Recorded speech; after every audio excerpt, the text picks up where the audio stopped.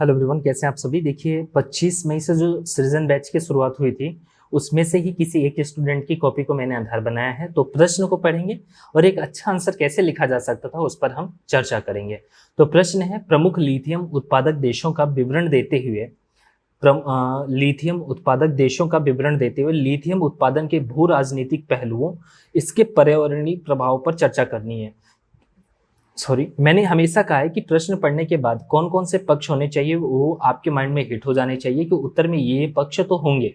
जैसे प्रश्न पढ़ने के बाद ये मालूम पड़ रहा है कि लिथियम उत्पादक देशों का वितरण हमें देना है। एक पक्ष तो ये है, लिथियम उत्पादन के भू राजनीतिक पहलू पर क्या प्रभाव पड़ेगा, दो ये इस पर चर्चा करनी है। तीसरा, पर्यावरणीय प्रभाव क्या हो सकते हैं इस पर बात करना। मतलब तीन पक्ष तो साफ तौर पर दिख रहे हैं। अब जब तीन पक्ष साफ तौर पर दिख रहे हैं, चर्चा कीजिए है, मूल्यांकन कीजिए, ऐसा कुछ तो है नहीं, तो और पर अभी हम नहीं सोचेंगे।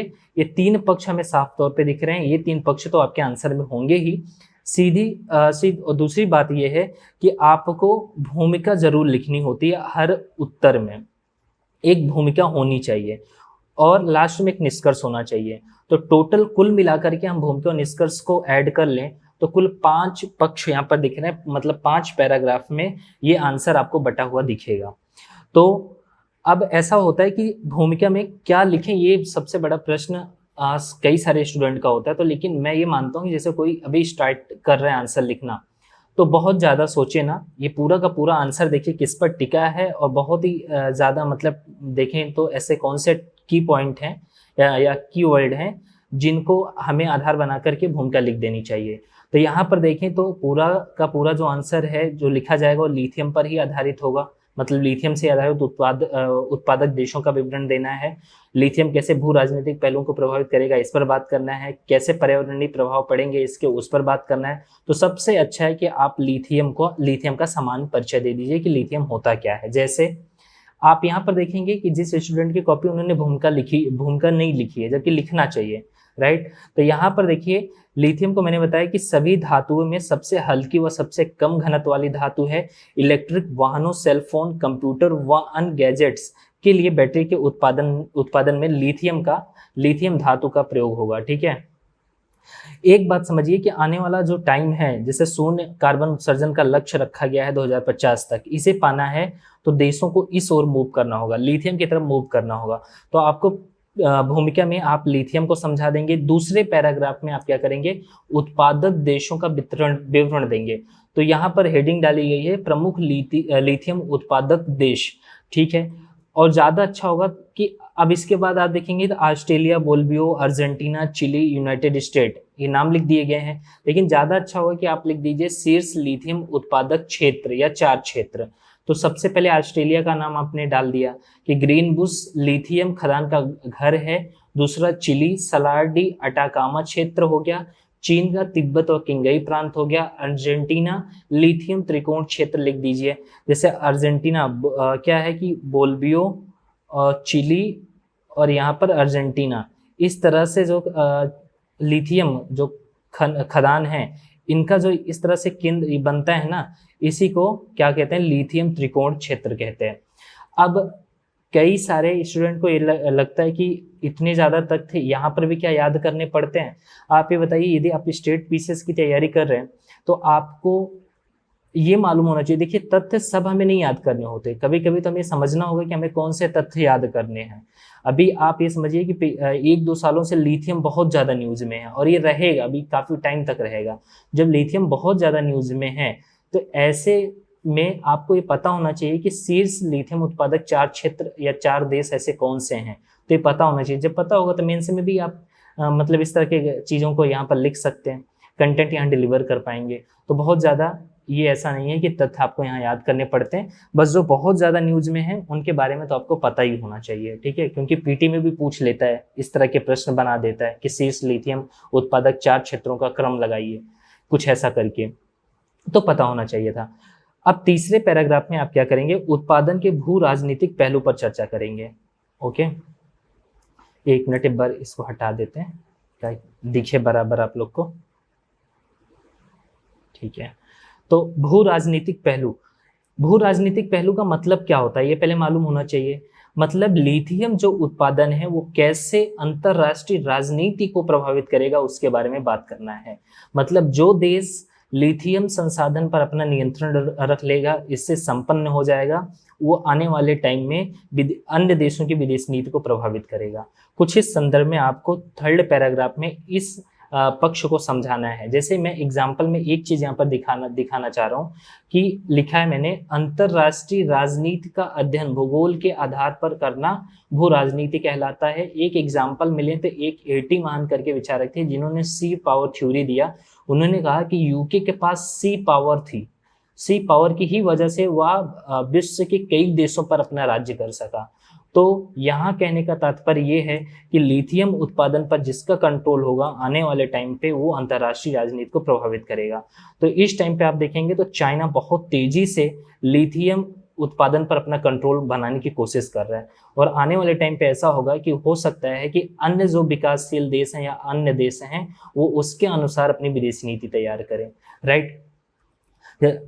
अभी भी इसका प्रभाव आप देख ही रहे हैं चीन का, कि किस तरह से मालदीव पे, श्रीलंका में, इन जो पड़ोसी देश हैं, पाकिस्तान में इसका प्रभाव बहुत ज़्यादा है, नेपाल में प्रभावित हो रहा है। तो लिथियम उत्पादन भी क्या करेगा, अंतर्राष्ट्रीय राजनीति को प्रभावित करेगा। तो थर्ड पैराग्राफ में इसके बारे में हमें चर्चा करनी है। तो यहाँ पर जो लिखा गया ये है कि चीन दुनिया में लिथियम का सबसे बड़ा उपभोक्ता है। तेजी से बढ़ते हुए वाहन उद्योग के लिए चीन ने चिली, इस तरह की मात्रात्मक अशुद्धियां आपको नहीं करनी है, ध्यान दीजिएगा, इससे आपके नंबर माइनस होने के चांसेस बढ़ जाते हैं। तो यहाँ चीन ने चिली और ऑस्ट्रेलिया में लिथियम खनन के लिए भारी मात्रा में निवेश किया है। इस प्रकार चीन वैश्विक रूप से लिथियम बाजार को नियंत्रित करता है, ठीक है, नियंत्रित करता है या नियंत्रित करेगा इन फ्यूचर। क्योंकि आप देखेंगे तो चीन इस टाइम पे जितना लिथियम का उत्पादन हो रहा है उनमें चीन की जो हिस्सेदारी है, चीन की कंपनियों की हिस्सेदारी है वो लगभग 33 से 35% है।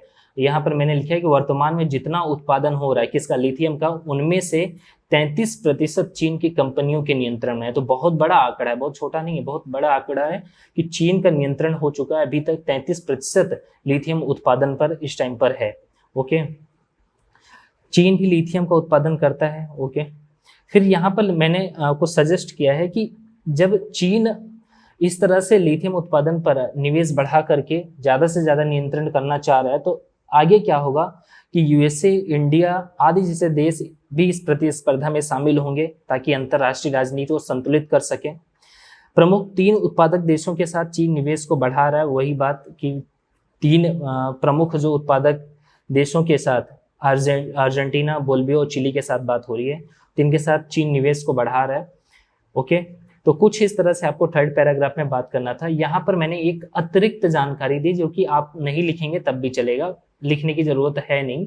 मैंने यहाँ पर लिखा है कि संयुक्त राष्ट्र संघ ने कहा है कि 2050 तक शून्य कार्बन उत्सर्जन के लक्ष्य को पाना है, तो 2040 तक लिथियम जैसे पदार्थों को इस्तेमाल को 6 गुना बढ़ाना होगा। ये अतिरिक्त जानकारी आप ध्यान में रखिए।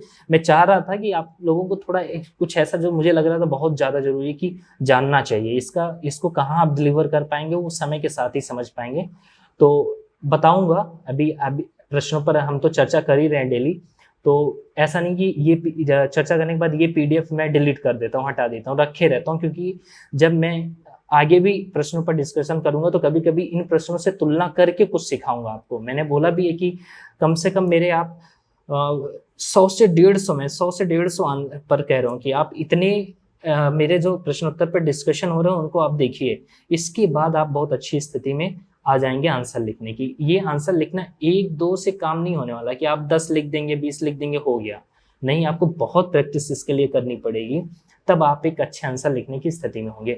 और मन में अपने ये भी भय हटा देना है, ये भी कि अरे यार यूपीएससी का आंसर लिखने के लिए क्या बहुत अलग सोचना पड़ता है, कुछ अलग नहीं सोचना पड़ता है। हम बहुत कई बार क्या होते हैं, घबरा जाते हैं कि यार एक भ्रम सा बना हुआ है कि यूपीएससी का आंसर बहुत टफ होता है। कुछ टफ नहीं होता है, बहुत ईजी होता है लिखना। बस ये है कि भ्रम हमारे अंदर जो बैठ जाता है ना, उसको निकालने में हमें 100 आंसर लिखने पड़ते हैं।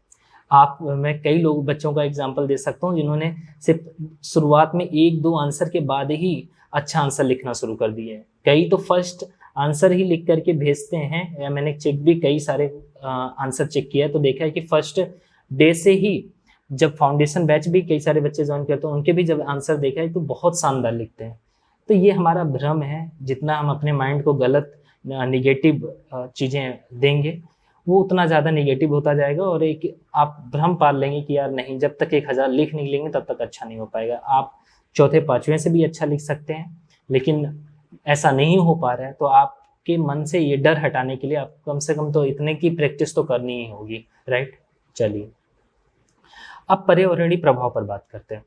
यहाँ पर आप देखिए प्रभाव को क्या किया गया है कि इस तरह से कुछ डायग्राम बना करके समझाया गया है, राइट। फिर इसके बाद इसी चीज को फिर नीचे बिंदुवार क्रम में समझाया गया है। जैसे भारी मात्रा में पानी की आवश्यकता होती है, चिली के अटाकामा मरुस्थल में भारी मात्रा में पानी की आवश्यकता वहां के जनजीवन को प्रभावित कर सकता है। अब जो चीजें यहाँ लिखी गई है वो चीजें कहीं ना कहीं यहाँ मुझे दिख रही है, तो इस तरह से एक तरह से दोहराव है उत्तर में, और इस तरह के दोहराव से बचना चाहिए। शायद मेरे ख्याल से दूसरी बार गलती है क्या, चिली ऊपर भी गलती हुई थी ना। हाँ ये देखिए, इस तरह से मत करिए कि सबको बचना चाहिए। तो यहाँ पर मैं कह रहा हूँ कि दोहराव है, एग्जामिनर ने एक बार इसको पढ़ा फिर एक बार इसको पढ़ा। ज्यादा अच्छा होता है कि आप इस तरह के डायग्राम को कहाँ बनाएं, जब आप व्याख्या करके कोई चीजें लिखने वाले हैं, राइट। कोई एक पैराग्राफ है जो व्याख्या करके आप लिखेंगे। अब एग्जामिनर क्या करेगा, आपके व्याख्या वाले पार्ट को पढ़े, उसको मजबूर करने के लिए एक बार डायग्राम ऊपर बना दीजिए, उसमें ऐसा कुछ संकेत दीजिए कि आप पढ़िए, हमारी जो व्याख्या मैंने नीचे की है आपको पढ़ के मजा आ जाएगा। मतलब समझ रहे हैं ना कि यहाँ कहने का मतलब आप इसको बनाइए तो एग्जामिनर ये देखने के बाद मजबूर हो जाए नीचे की व्याख्या पढ़ने पर। वो पढ़ेगा फिर भी व्याख्या आपकी, लेकिन उतने मन से नहीं पढ़ेगा। लेकिन जब आप ऊपर कुछ हिंट दे देते हैं ना कि हमने ऐसे ऐसे बातें यहाँ पर की है, तो मजबूर होकर पढ़ेगा और आपके नंबर बढ़ेंगे। लेकिन जब आप बिंदुवार क्रम में ही आपको यही पर्यावरणीय प्रभाव को बताना है तो ये बात बनाने की जरूरत नहीं है, इससे आपका समय भी बचेगा और जो शब्द सीमा का उल्लंघन होता है वो भी नहीं होगा। तो यहाँ पर देखें तो पहला पॉइंट लिखा गया है, एक मिनट एक बार फिर से इरेज कर देते हैं। यहाँ पर लिखा गया है, ये तो पढ़ ही लिए थे, दूसरा पढ़ते हैं, भारी बिजली की खपत के कारण लिथियम बैटरी पर निर्भरता बढ़ गई है। ये पॉइंट थोड़ा अस्पष्ट है, बहुत ज्यादा स्पष्ट नहीं है। कार्बन उत्सर्जन में वृद्धि के कारण, ये आपको दिखेगा, मैं पढ़ दे रहा हूँ, वृद्धि के कारण पृथ्वी का तापमान बढ़ता जा रहा है जिससे ग्लोबल वार्मिंग का खतरा है। ये दोनों पॉइंट बहुत कम स्पष्ट हैं। अब कैसे स्पष्ट लिखा जा सकता है, देखिए अभी यहाँ पर पढ़िए मैं जो लिखा हूँ।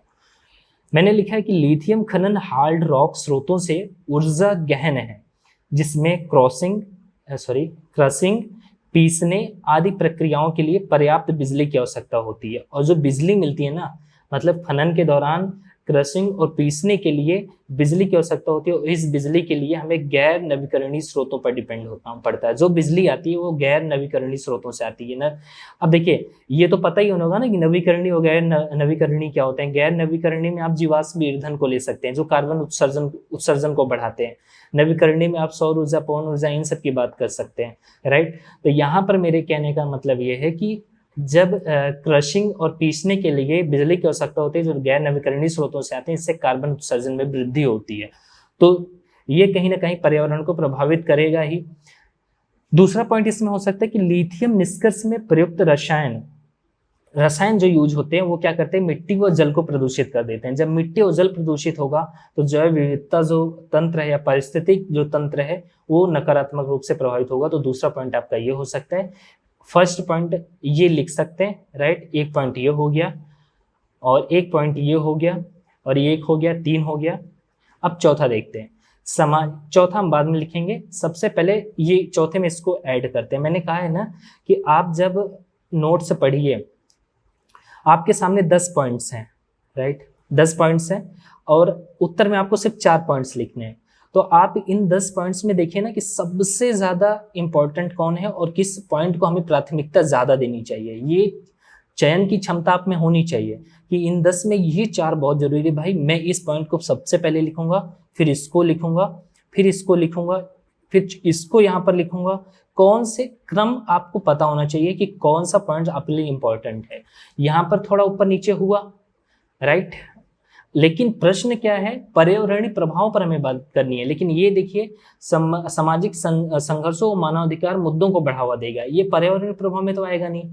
लेकिन ये है लिथियम खनन के नकारात्मक प्रभाव में, तो ये तो शामिल ही है पॉइंट। लेकिन हम इसको बाद में लिखेंगे, पहले तो इसको लिखते हैं। इसमें क्या होगा, खनिज अपशिष्ट जो निकलते हैं लिथियम खनन से, उससे क्या होगा, श्वसन संबंधी बीमारियां उत्पन्न होंगी और ये भी क्या करेगा, जैव विविधता तंत्र को प्रभावित करेगा।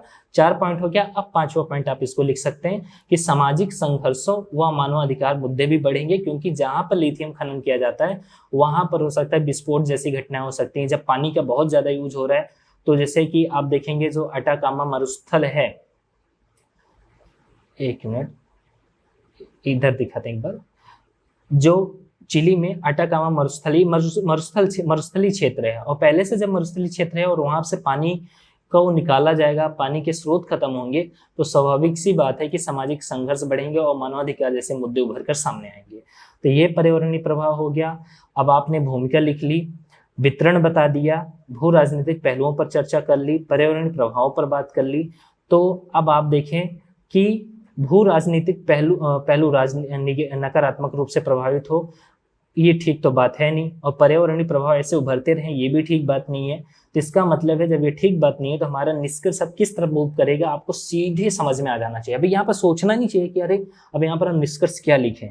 जब आप भू राजनीतिक पहलू देख लिए, पर्यावरणीय प्रभाव पर पड़ने वाले नकारात्मक प्रभाव को देख लिए, भू राजनीति का यदि किसी संसाधन पर किसी एक का नियंत्रण होगा तो इससे अंतर्राष्ट्रीय राजनीति कैसे प्रभावित होगी, ये आप समझ गए। तो आप अब समझ जाइए कि हमें निष्कर्ष हमारा जो जाएगा वो सुझावात्मक वे में जाएगा। तो यहाँ पर सोचने की जरूरत नहीं है कि आपका टाइम कहाँ जाता है, यही सब में जाता है ना कि आप भूमिका बहुत ज्यादा सोचने लगे, निष्कर्ष बहुत ज्यादा सोचने लगे, इसके चक्कर में ही आप टाइम जो उत्तर आपको 6-7 मिनट में लिखने वो पहुंच गए, पता चले कि 40 मिनट में। तो यहाँ पर आप मेरे ख्याल से आप लोग को समझ में आ गया हो कि आपका निष्कर्ष किस में हो जाना चाहिए, सजेस्टिव वे में होना चाहिए।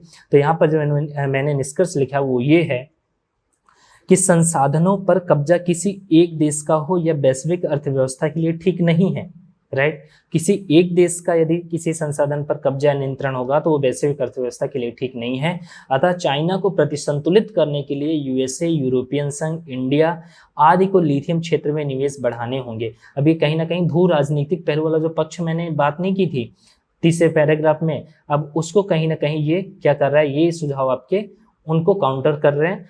फिर इसके बाद आप लिखेंगे पर्यावरणीय जो प्रभाव नकारात्मक रूप से पड़े उनके सुझाव के लिए आगे लिखेंगे, एवं नवीकरणीय संसाधनों पर बल देना होगा। नवीकरणीय संसाधनों में आप सौर ऊर्जा, पवन ऊर्जा, इन सब की बात कर सकते हैं, राइट। नवीकरणीय संसाधनों पर बल देना होगा ताकि शून्य कार्बन उत्सर्जन का जो लक्ष्य है, शून्य कार्बन उत्सर्जन का लक्ष्य और SDG 6, 14, 15 जैसे लक्ष्य को प्राप्त किया जा सके। 6 में स्वच्छ पानी की बात की जाती है, 14 में आपको पता है कि पृथ्वी के नीचे के जीवन की बात की जाती है, जैसे मछली उछली, और 15 में जो पृथ्वी पर जीवन है उसके बारे में मतलब वो टारगेट है। तो ये इस संदर्भ में आप निष्कर्ष लिख करके उत्तर की समाप्ति कर सकते थे।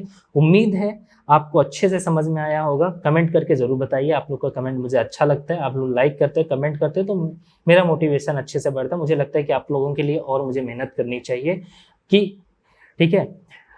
तो आप लोग के कमेंट और लाइक मुझे बहुत मतलब मोटिवेट करते हैं, ओके, तो आप जरूर करिए। अब दूसरा क्वेश्चंस को पढ़ते हैं। दूसरा प्रश्न है, विभिन्न प्रकार के मरुस्थलों का निर्माण के लिए उत्तरदायी कारकों पर प्रकाश डालते हुए उनमें पाई जाने वाली प्रमुख भू आकृतियों का पर संक्षिप्त विवरण दीजिए। प्रश्न पढ़ने के बाद दो पक्ष तो साफ तौर पे दिख गए कि एक उत्तरदायी कारक हमें बताने हैं और दूसरा प्रमुख भू आकृतियों पर चर्चा करनी है। लेकिन अब हमने कहा कि जब आप बिगिनर हैं, अभी आप आंसर लिखना शुरू ही किए हैं, तो कुछ मत सोचिए ना, पूरा आंसर किस पर टिका है, मरुस्थल पर टिका है। आप मरुस्थल को ही परिभाषित कर दीजिए। सबसे पहले आप मरुस्थल को परिभाषित कीजिए। सेकंड पैराग्राफ में उत्तरदायी कारकों पर चर्चा कीजिए। उत्तरदायी कारकों पर जब आप चर्चा करेंगे, जो प्राकृतिक कारक हैं उन पर भी करेंगे और जो मानव जनित कारक हैं उन पर भी करेंगे। मतलब प्राकृतिक कारक और जो मानव जनित कारक हैं दोनों पर आप चर्चा करेंगे। मानव जनित कारक पर बहुत संक्षेप में लिखेंगे, लेकिन जब मानव जनित कारक पे लिखेंगे, जैसे कि वनों की कटाई बहुत ज्यादा हो रही है, अतिचारण बहुत हो रहा है, राइट, तो इससे क्या हो रहा है, कहीं ना कहीं जो मृदा की उर्वरता कम हो रही है, ये कहीं ना कहीं मरुस्थल को बढ़ावा देते हैं, रेगिस्तान का विस्तार करते हैं। तो जब आप मानव जनित कारणों को बताएंगे तो ये बात स्पष्ट होती है कि आपको लास्ट में निष्कर्ष में ये जो मानव जनित कारक हैं इस तरह के जो मानव जनित कारकों से मरुस्थल का विस्तार हो रहा है, इसके निराकरण के लिए भी आप एक सुझावात्मक निष्कर्ष लिख देंगे। हालांकि इस तरह के प्रश्न में आप देखें तो निष्कर्ष नहीं भी लिखेंगे तो चलेगा, लेकिन लिख देते हैं तो बहुत अच्छी बात है। ठीक है, तो कारकों पे हो जाएगी, फिर प्रमुख भू आकृतियों पर चर्चा आप करेंगे 3rd पैराग्राफ में, और 4th में आपका एक निष्कर्ष होगा। समझ गए? तो चलते हैं अब उत्तर को पढ़ते हैं। उत्तर है मरुस्थल एक बंजर क्षेत्र है जहां वर्षा बहुत मात्रा में होती है, बहुत कम मात्रा में होती है। ध्रुवीय क्षेत्र एक विशाल ठंडा मरुस्थल है। देखिए, जो भूमिका लिखी गई है ना, बहुत सतही है, मतलब हम ये कह सकते हैं कि बहुत एवरेज से भी कम समझिए, क्योंकि मरुस्थल एक बंजर क्षेत्र है, ये एक आम आदमी को पता है। वहां वर्षा बहुत कम होती है, उसे भी पता है।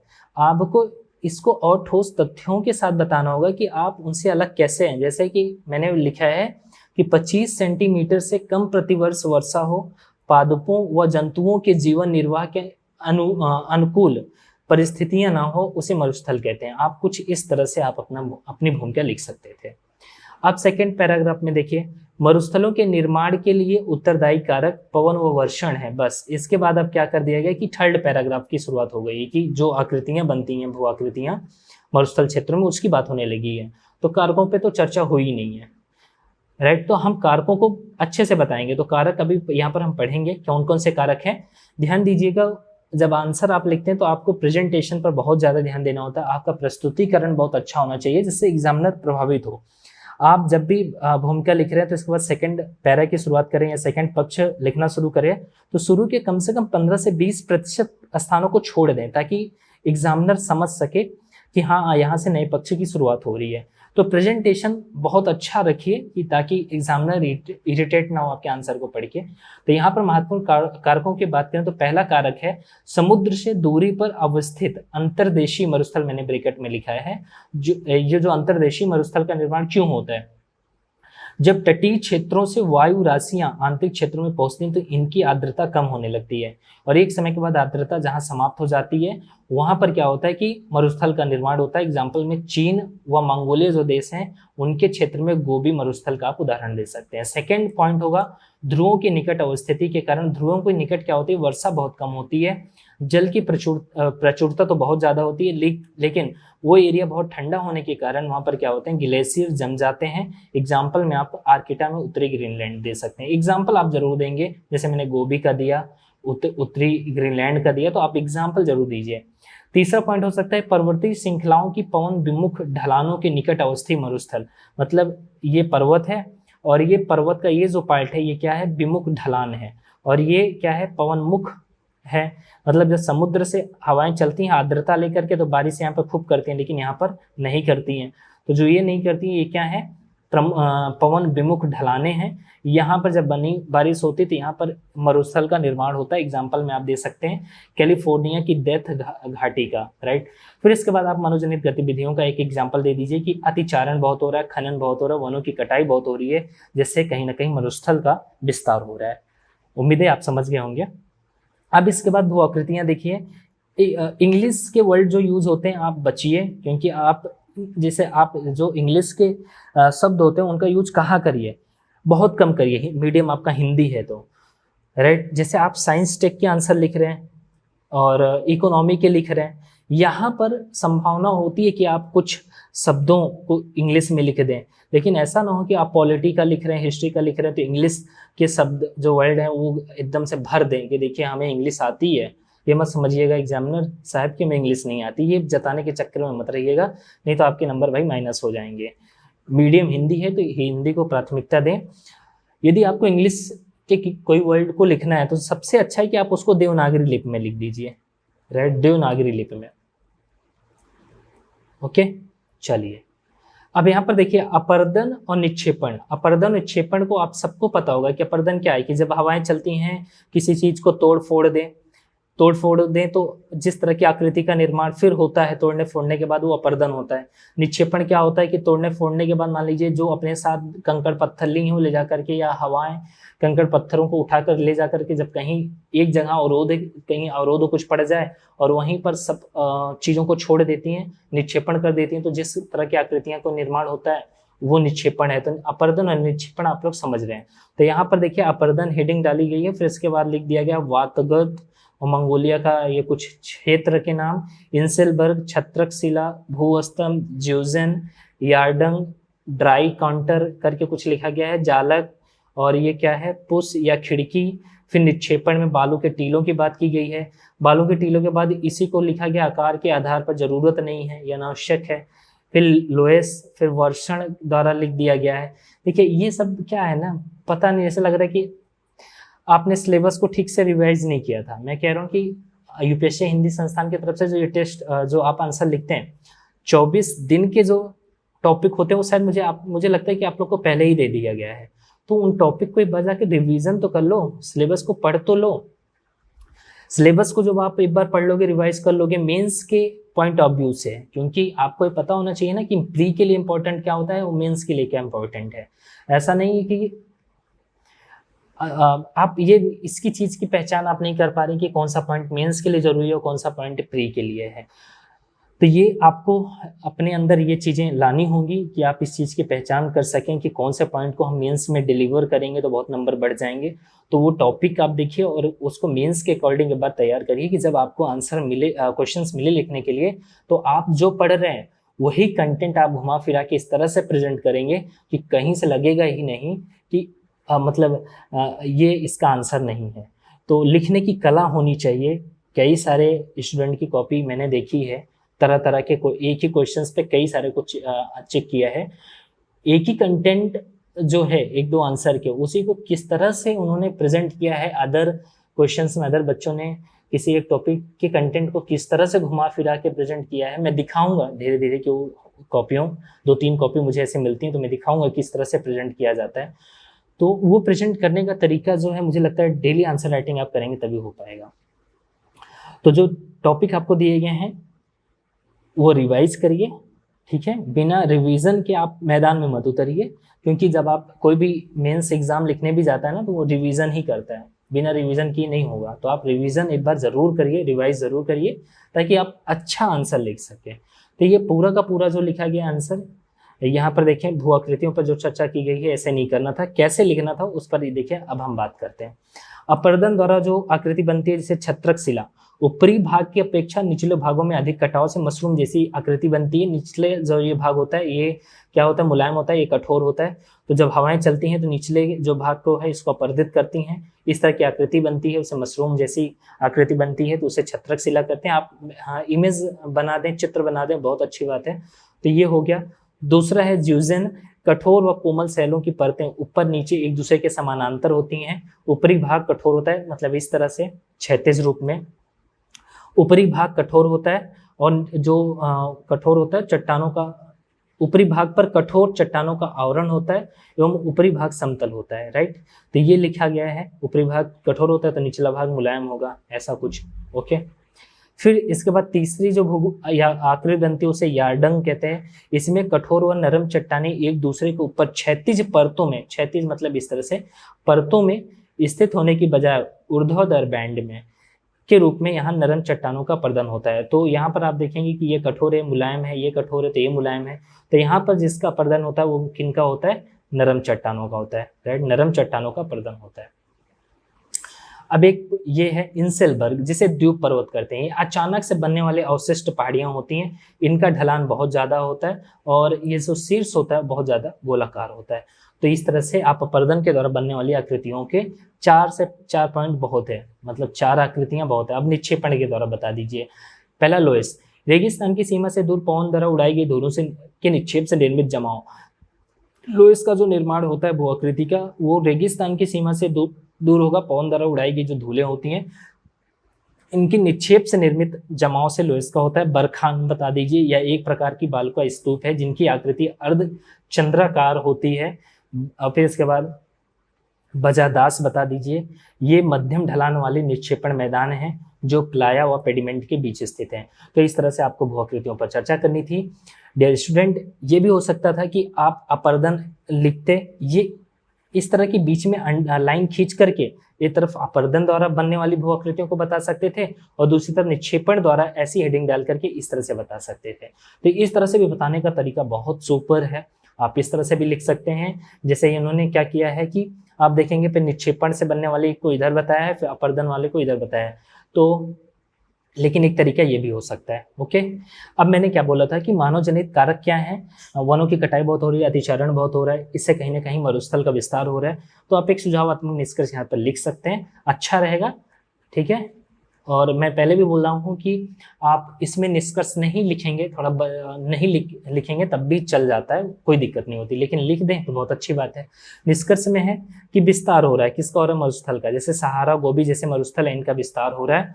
ऐसे में SDG 15 पृथ्वी पर जीवन बना रहे, इस लक्ष्य को प्राप्त करने के लिए हमें चाहिए कि जो राष्ट्रीय स्तर पर डेजर्ट डेवलपमेंट प्रोग्राम है और अंतर्राष्ट्रीय स्तर पर ब्रॉन चैलेंज जैसे जो भी प्रोग्राम शुरू किए गए हैं, इनमें सक्रियता लानी चाहिए। ब्रॉन चैलेंज जो है, जो वन उन्मूलन इस टाइम पे बहुत ज़्यादा हो रहा है, वन रोपण से संबंधित है, कि शायद 2030 तक है क्या, कि कुछ हेक्टेयर जमीन को निर्धारित किया गया कि इतने जमीन भूमि हेक्टेयर पर पौधे लगाने हैं। तो कुछ इससे संबंधित है ब्रॉन चैलेंज। और डेजर्ट डेवलपमेंट प्रोग्राम भी क्या है, रेगिस्तान का विस्तार कम हो उससे रोकने से संबंधित है, तो इनमें सक्रियता लानी चाहिए। ऐसे कुछ करके अपनी निष्कर्ष लिख करके उत्तर की समाप्ति करनी चाहिए। उम्मीद है कि आप लोग को अच्छा लगा होगा और बहुत कुछ सीखे भी होंगे। कमेंट करिए ज़रूर आप लोग और लाइक करिए ताकि हमारा भी मोटिवेशन बना रहे। मिलते हैं नेक्स्ट वीडियो में। ओके, नमस्कार।